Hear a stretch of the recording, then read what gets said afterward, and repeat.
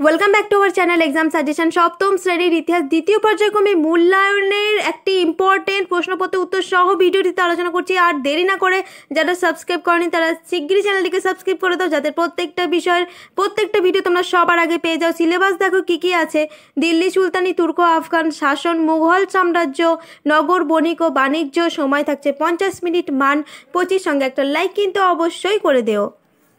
একের দাগের সঠিক উত্তরটি নির্বাচন করো যে কোনো 5টি। ফার্স্ট কোশ্চেন, দক্ষিণ ভারতের সুলতানি সাম্রাজ্যের প্রথম বিস্তার ঘটান আলাউদ্দিন খলজি, মোহাম্মদ বিন তুগলক, জালালউদ্দিন খলজি, ইলতুৎমিশ। উত্তরটি হলো option A Alauddin Khalji. Second question, Bahmani বংশের শ্রেষ্ঠ সুলতান ছিলেন আলাউদ্দিন বাহমান শাহ, মোহাম্মদ শাহ, তাজউদ্দিন ফিরোজ শাহ। উত্তরটি হলো option C Tajuddin Firoz Shah.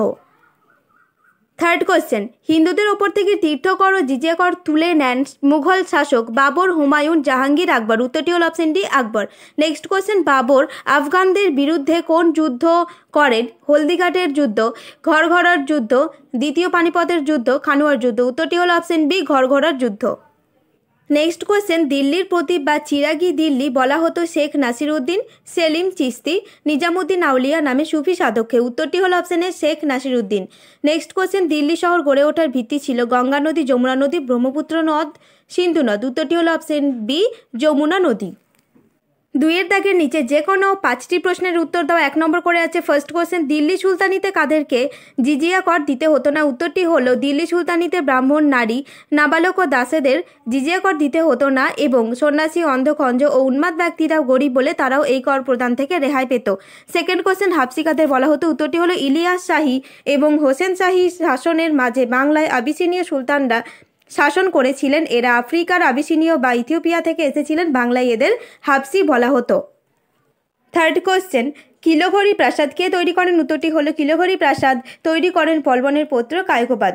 Next question, ইউরোপীয়দের সামুদ্রিক অভিযানের উদ্দেশ্য কী ছিল? উত্তরটি হলো খ্রিস্টীয় 15 ও 16 শতকে ইউরোপীয়রা সামুদ্রিক অভিযানে বেরিয়ে পড়েছিল। ইউরোপের বাইরের মদেশগুলিতে গিয়ে ব্যবসা বাণিজ্য করে ধন সম্পদ আয় ছিল তাদের উদ্দেশ্য। পরের প্রশ্ন, ইংরেজ বণিকরা বাংলাদেশের কোথায় তাদের বাণিজ্য কেন্দ্র গড়ে তোলে?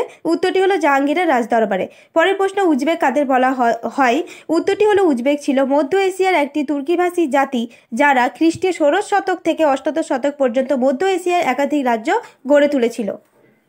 3-এর দাগের নিচে যে কোনো 2টি প্রশ্নের উত্তর দাও। 2 নম্বর করে আছে ফার্স্ট কোশ্চেন, খলজি বিপ্লব বলতে কি বোঝো? উত্তরটি হলো 1290 খ্রিস্টাব্দে জালালউদ্দিন ফিরোজ খলজি বলবনের বংশধরদের ক্ষমতা থেকে সরিয়ে দিয়ে সুলতান হন। এই ঘটনাকে খলজি বিপ্লব বলা হয়। এর ফলে দিল্লিতে ইলবারি তুর্কি অভিজাতদের ক্ষমতা চলে যায়, তার বদলে খলজি তুর্কি ও হিন্দুস্তানিদের ক্ষমতা বেড়ে গিয়েছিল।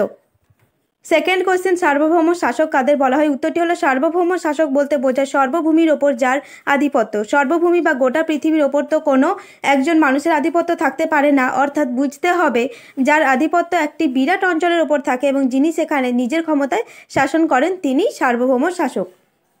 থার্ড কোশ্চেন, মুঘল শাসকরা কিভাবে ব্যবসা বাণিজ্যে উৎসাহ দিতেন? উত্তরটি হলো মুঘল শাসকরা নানাভাবে ব্যবসা বাণিজ্যে উৎসাহ দিতেন। তারা জিনিসের ওপর শুল্ক ছাড় দিতেন, কুঠি বানানোর প্রয়োজনীয় অনুমতি দিয়ে বণিকদের নানা সুযোগ সুবিধা দিতেন। এছাড়া কোনো কোনো মুঘল অভিজাতরাও সরাসরি বাণিজ্যে যোগ দিতেন।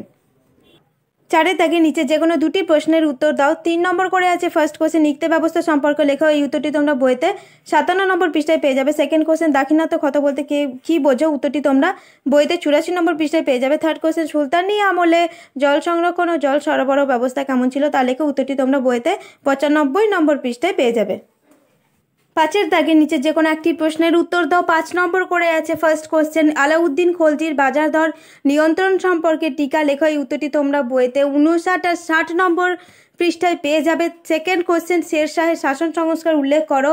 এই উত্তরটিও তোমরা 73 নম্বর পৃষ্ঠায় পেয়ে যাবে। থার্ড কোশ্চেন, ভারতবর্ষে পর্তুগিজদের আগমন সম্পর্কে আলোচনা করো। এই উত্তরটি তোমরা বইতে 105 নম্বর পৃষ্ঠায় পেয়ে যাবে।